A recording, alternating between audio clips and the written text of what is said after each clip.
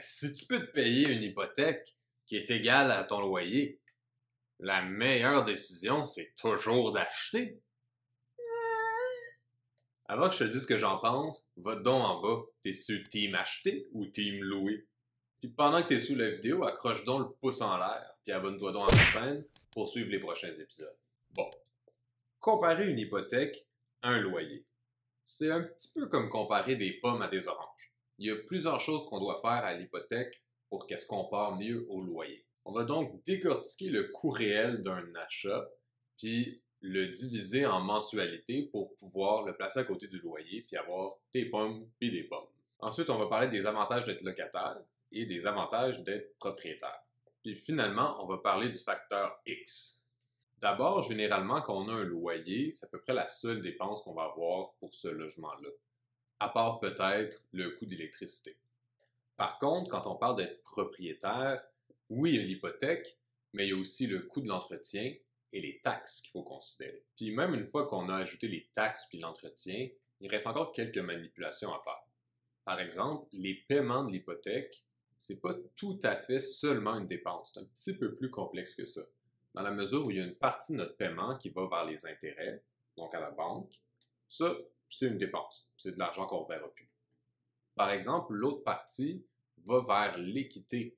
Puis ça, c'est une valeur dont on garde le contrôle. C'est de l'argent qu'on peut revoir à la vente.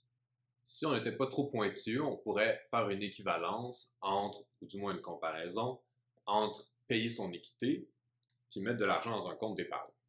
Alors que les intérêts, c'est un coût de location qu'on paye à la banque pour pouvoir louer l'argent qu'ils nous ont prêté. Ensuite, on va souvent vouloir considérer ce qu'on peut appeler le coût d'équité. Donc, évidemment, quand on achète une maison, on va devoir mettre une mise de fonds. Cette mise de fonds-là, elle va rester gelée dans l'immobilier plutôt que de pouvoir être utilisée ailleurs. On pourrait considérer le fait que ce montant-là soit gelé dans l'immobilier comme étant un coût d'opportunité.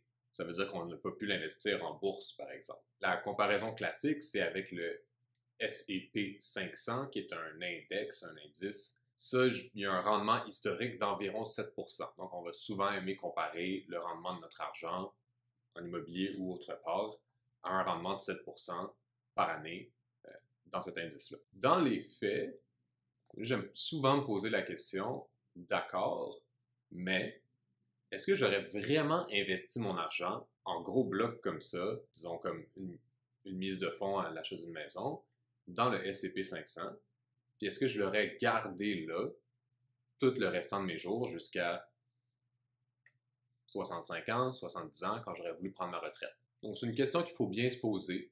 C'est pas tout à fait la même chose dans les faits de mettre de l'argent, payer son hypothèque chaque mois versus verser un montant chaque mois dans son compte d'épargne. Ensuite, il y a le fait que le marché des valeurs mobilières, c'est un marché qui est complexe et qui a quand même plusieurs fluctuations au fil des années. Donc, il faut être prêt à... faut comprendre qu'on n'aura pas 7% année après année. Qu'il y a des années où ça va augmenter beaucoup moins, il y a des années où on va perdre de l'argent, il y a des années où ça va augmenter beaucoup plus. Puis on estime que sur 25-50 ans, on va atteindre un rendement d'environ 7% par année. Il faut être à l'aise avec ça. Puis idéalement, il faut aussi connaître puis comprendre un petit peu le marché des actions pour pouvoir tolérer les fluctuations à travers les années. Finalement, il faut aussi considérer qu'en immobilier, il y a ce qu'on appelle l'effet de levier. Ça, l'effet de levier, c'est que je peux mettre 20 000 $, disons, comme mise de fonds, puis je peux contrôler 200 000 $ d'actifs. Ça, c'est très, très puissant. C'est pas quelque chose qu'on peut faire avec les actions. On peut pas donner 20 000 $ puis avoir 200 000 $ d'actions.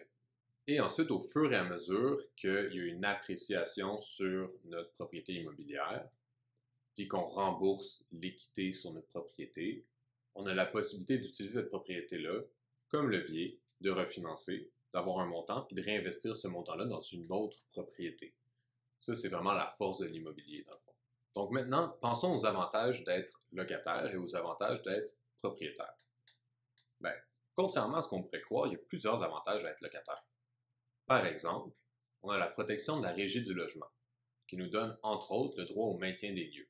Ça veut dire qu'une fois qu'on commence à habiter dans un logement, c'est considéré comme notre habitation, puis qu'on a droit de rester là. Vous avez sûrement entendu parler de propriétaires qui essaient d'évincer leurs locataires. C'est très, très, très difficile au Québec. On est très, très bien protégé en tant que locataire. Ensuite, il y a le fait que les coûts d'entretien sont à la charge du propriétaire. Ça peut proférer une certaine paix d'esprit au locataire, sachant que si le plafond se met à couler ou qu'il y a des travaux de fondation à faire, ce ne sera pas nous qui vont avoir besoin, en tant que locataire, de subir le coût de ces réparations-là. Ça, c'est un coût qui doit être couvert par le propriétaire. Et finalement, il y a la mobilité. Tout simplement, si on n'est pas sûr de vouloir rester dans un endroit très longtemps, là, au moins 3 ans, si c'est pas 5 ans, ben, c'est quand même intéressant de louer parce que à tout moment, ou presque, si l'on veut quitter, on est capable de faire une entente avec le propriétaire, puis de déménager tout simplement. Alors que le processus pour vendre une propriété peut être beaucoup plus long, beaucoup plus ardu et surtout beaucoup plus stressant. Je suis certain d'avoir oublié plusieurs avantages d'être locataire. S'il y en a qui te viennent en tête, dis-le moi dans les commentaires. Maintenant, les avantages d'être propriétaire. Bien évidemment, le premier qui vient en tête, c'est être maître chez soi. C'est quand même pas rien. On a le contrôle sur ce qui se passe chez nous. On a le contrôle sur les modifications ou les pas de modifications qu'on fait à notre logement puis au bâtiment. Puis on a aussi le contrôle sur nos voisins. Si on a un logement, disons un triplex ou un duplex, qu'il y a des gens qui doivent habiter par-dessus nous, ou qu'on loue par-dessus ou en dessous de chez nous, ben on a un contrôle, on peut sélectionner les gens avec qui on cohabite. Ça, c'est un luxe qu'on n'a pas quand on est locataire. Des fois, on subit un petit peu les choix de ses propriétaires.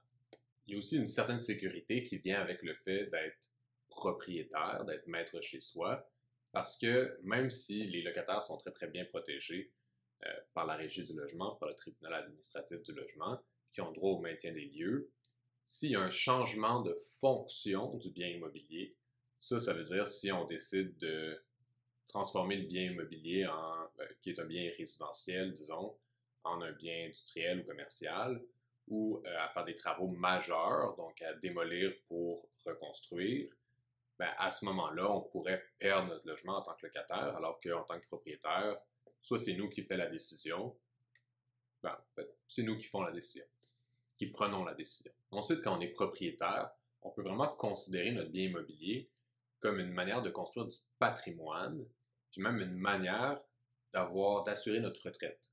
Pour beaucoup de gens, leur maison, alors qu'ils la payent tout au long de leur vie, si c'est des gens qui n'ont pas nécessairement de fonds de pension, ben, une fois que tu as payé ta maison, déjà, c'est super sécurisant pour tes vieux jours de ne pas avoir à payer une hypothèque. C'est notre plus grosse dépense généralement.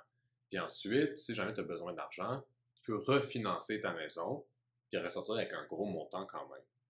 Ou encore, si tes enfants partent et tu n'as pas besoin d'avoir un lieu aussi grand, tu peux vendre ta maison carrément. Là, tu as un gros montant, soit pour aller louer un appartement plus petit avec plus de services, ou pour acheter carrément un logement plus petit. Puis là, il te reste un petit pactole qui va te servir de fonds de retraite. Et finalement, évidemment, mon préféré, c'est un véhicule financier, c'est un investissement qu'on peut utiliser comme levier pour après ça multiplier ses avoirs. Comme j'en parlais un petit peu plus tôt, il y a moyen, une fois qu'on commence à avoir bien payé notre bien immobilier ou qu'on a fait augmenter sa valeur à travers des choses comme des travaux, des changements de fonctionnalité, on peut réhypothéquer notre bien immobilier puis aller chercher un deuxième bien immobilier avec le prêt qu'on s'est contracté. Et pour terminer, le facteur X, ça c'est le facteur personnel.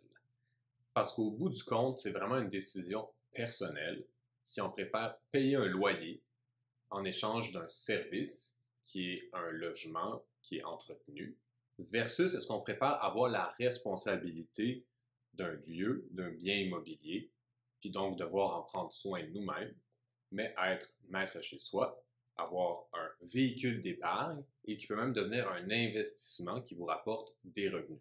Des revenus de location ou des revenus à travers le fait de refinancer, acheter un deuxième bien et louer ce bien-là. C'est tout pour aujourd'hui. J'espère que tu as aimé la vidéo. Je t'invite à me donner un pouce en l'air. Je t'invite à t'abonner à ma chaîne pour les prochains épisodes. Merci beaucoup de m'avoir écouté aujourd'hui. Je serais bien curieux d'avoir dans les commentaires ta meilleure histoire de colocation, ta meilleure anecdote de location. Je sais qu'on en a tous des plutôt salés. À la prochaine!